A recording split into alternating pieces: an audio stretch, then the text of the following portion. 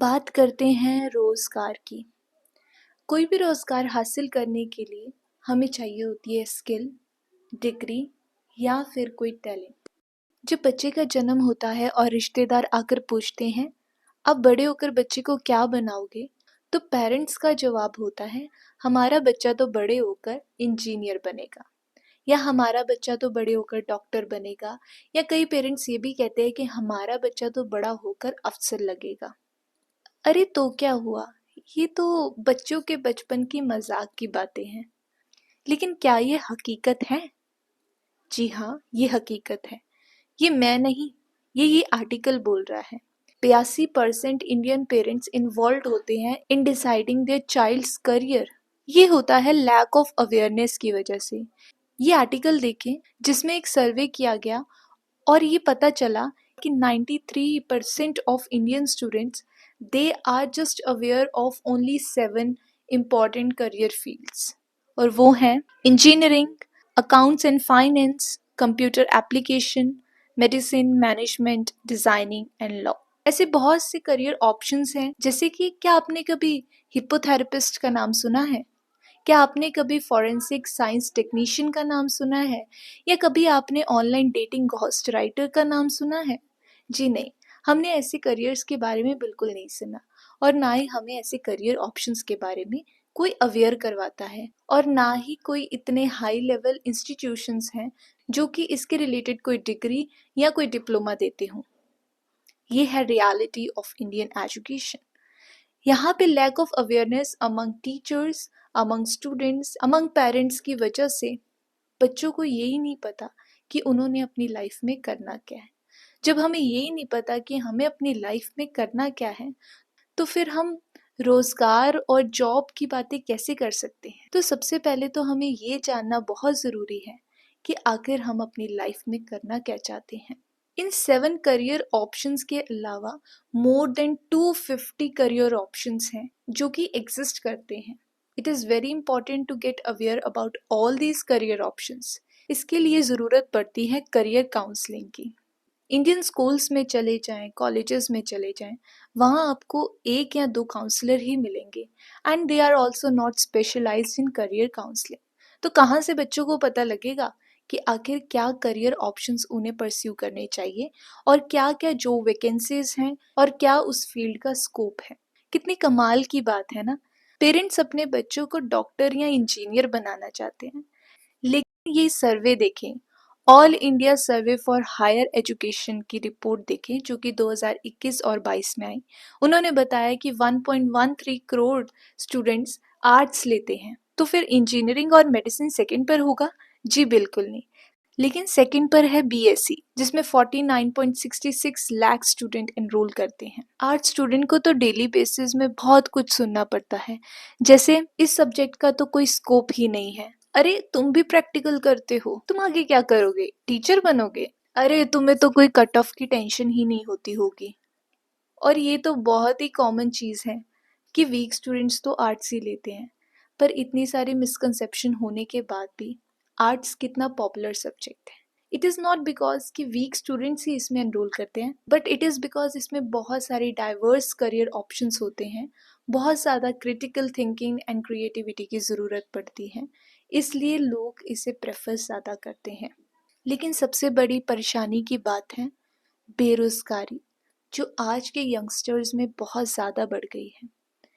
इतने ज़्यादा नौजवान बेरोज़गार हैं, इतने ज़्यादा कि कई लोग बेरोज़गारी के कारण सुसाइड कर लेते हैं। We know that there is craze for government jobs. इसके यही कारण होते हैं कि एक तो ये परमानेंट बेसिस पर होती है, दूसरा इसमें काफ़ी सारे फंड्स, काफ़ी सारे बेनिफिट्स मिलते हैं जो कि प्राइवेट सेक्टर में अवेलेबल नहीं होते। दूसरा है कि बेरोज़गारी इतनी बढ़ गई है कि अब हाईली क्वालिफाइड को भी कोई जॉब अपॉर्चुनिटी मिलती है, वो उसमें ज़रूर एनरोल करता है, ज़रूर उसके लिए लड़ता है, चाहे उसकी इनकम 15 से 20 हज़ार ही क्यों ना हो। Haryana Kaushal Rozgar Nigam limited reported 39,990 graduates and 6,112 post graduate ने अप्लाई किया स्वीपर की पोजीशन के लिए, जिसकी सैलरी केवल 15,000 थी महीने की। इवन ऐसे रोल्स के लिए लाइक ऑफिस बॉय और ड्राइवर्स के लिए भी गवर्नमेंट सेक्टर में काफ़ी लोग एनरोलमेंट करते हैं, जिसमें नंबर ऑफ एप्लीकेंट्स 26 लाख्स होते हैं फॉर ओनली 7,500 पोजीशन। इसी प्रकार भूपिंदर सिंह हुड्डा भी बताते हैं कि कैसे हरियाणा टॉप रैंक पर आता है अनएम्प्लॉयमेंट में। यहाँ पे बीजेपी सरकार ने कैसे नौजवान युवा को ड्रग्स, क्राइम और डोंकी रूट के रास्ते पर धकेल दिया है। यहाँ पर हमारे पढ़े लिखे नौजवान लंबी लंबी लाइनों में खड़े होते हैं सिर्फ एक चौकीदार की नौकरी हासिल करने के लिए। मैं यहाँ पर कोई भी जॉब का कंपैरिजन नहीं कर रही हूँ, कोई भी काम छोटा बड़ा नहीं होता। कि जहाँ पर एक मामूली नौकरी चौकीदार के लिए 8वीं पास व्यक्ति की ज़रूरत होती है, वहाँ पर पढ़े लिखे नौजवान, ग्रेजुएट, पोस्ट ग्रेजुएट, जिन्होंने एमफिल किया है और यहाँ तक जिन्होंने पीएचडी भी किया है, वो भी इन लाइनों में खड़े होते हैं। पर अनएम्प्लॉयमेंट की वजह क्या है? सबसे बड़ी वजह है स्किल मिसमैच। एक रियल वर्ल्ड एक्सपीरियंस की ज़रूरत होती है, वहाँ पर सिर्फ थ्योरेटिकल चीज़ें कराई जाती हैं। स्किल की तो कोई बात ही नहीं करता, एप्लीकेशन की तो कोई बात ही नहीं कर रहा। और अगर कोई एप्लीकेशंस या स्किल सिखा भी रहा है तो वो बहुत ही कम मात्रा में है और बहुत ही ज़्यादा आउटडेटेड करिकुलम है हमारे इंडियन एजुकेशन सिस्टम का, जो कि एक बहुत बड़ी वजह है कि क्यों आज हमारे युवा बेरोज़गार हैं। दूसरी वजह है गवर्नमेंट एग्ज़ाम्स। बहुत सारे लोग गवर्नमेंट एग्ज़ाम्स के प्रिपरेशन में लगे हुए हैं। एक गवर्नमेंट पोस्ट के लिए हज़ारों ही लोग कंपटीशन में खड़े हैं। तीसरा कारण है कि लोग अपनी जॉब से खुश नहीं होते। वो कम में काम नहीं करना चाहते, they want more for themselves and which is also required. उन्हें कम पर नौकरी मिलती है, वो खुश नहीं होते, इसलिए वो एफर्ट्स करते हैं और एफर्ट्स में वो बेरोज़गार रह जाते हैं। अगर मैं इसके सुधार की बात करूं तो सबसे पहले इंडियन एजुकेशन सिस्टम में सुधार होना चाहिए।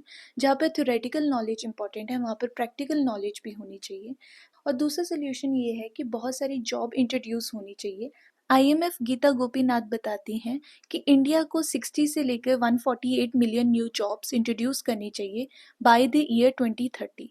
इंडिया जैसी एक कंट्री जहाँ पर एक डिलीवरी बॉय इंजीनियर बनता है, जैसे कि शेख अब्दुल सत्तर, और जहाँ पर एक इंजीनियर डिलीवरी बॉय बनता है जैसे डिठिल डी कुमार, जो बताते हैं कि उन्हें 10,000 की एज एन इंजीनियर नौकरी मिलती है, लेकिन वहीं पर उन्हें 20,000 की एक डिलीवरी बॉय की नौकरी मिलती है। इसलिए वो अपना प्रोफेशन चेंज करके इंजीनियर टू डिलीवरी बॉय बन जाते हैं। तो सबसे बड़ा सोल्यूशन इसका ये भी है, हमें ये देखना होगा कि हर साल कितने इंजीनियर ग्रेजुएट्स आते हैं, कितनों को प्लेसमेंट मिलती है और कितने लोग स्ट्रगल कर रहे हैं, ताकि उन लोगों पर भी वर्क किया जाए। 2023 में हम सब जानते हैं कि पेटीएम ने 1,000 एम्प्लॉयज़ को फायर कर दिया। Next solution is start your own startup. हम सिर्फ जॉब्स पर रिलाई नहीं कर सकते, कॉम्पिटिटिव एग्ज़ाम पर रिलाई नहीं कर सकते। इसका एक बहुत बड़ा एग्जाम्पल है एमबीए चाय वाला। उन्होंने अपना स्टार्टअप शुरू किया when he was not given admission in MBA, और उन्होंने अपना स्टार्टअप स्टार्ट करके एक बहुत ही बड़ी मिसाल सेट की। इसके अलावा जो स्मॉल बिजनेसेस स्टार्ट कर रहे हैं, गवर्नमेंट को उन्हें फंडिंग्स, इन्वेस्टमेंट देनी चाहिए ताकि उन लोगों को सहारा मिल सके, सपोर्ट मिल सके। इंडिया जैसे देश जहाँ पर बहुत सारे एग्ज़ाम्स लीक हो जाते हैं, आरओ का पेपर लीक होना, नीट का स्कैम होना, यूजीसी नेट का री एग्ज़ाम होना, यहाँ पर रिक्वायरमेंट है कि इन एग्ज़ाम्स को प्रॉपरली और ऑनेस्टी से कंडक्ट किया जाए ताकि बच्चों के भविष्य के साथ कोई भी खिलवाड़ ना हो। Adding one more solution into the list, parents जो हैं वो बच्चों को चॉइस दें, बच्चों को फ्रीडम दे ताकि वो अपने करियर चॉइसेस खुद बना सकें। एंड में मैं यही बोलना चाहूँगी कि आप अपने आप पर वर्क करें, अवेयरनेस लाएं कि क्या क्या जॉब अपॉर्चुनिटीज़ हैं, एक्सप्लोर करें कि क्या क्या न्यू फील्ड्स हैं, कहाँ पर आप काम कर सकते हैं, और जो भी अपॉर्चुनिटीज़ मिलती हैं उन्हें ग्रैब करें एज पर योर कैपेबिलिटीज़। इससे ही देश में सुधार आएगा और बेरोजगारी कम होगी। All the best wishes for all. Thank you. We will meet in the next video.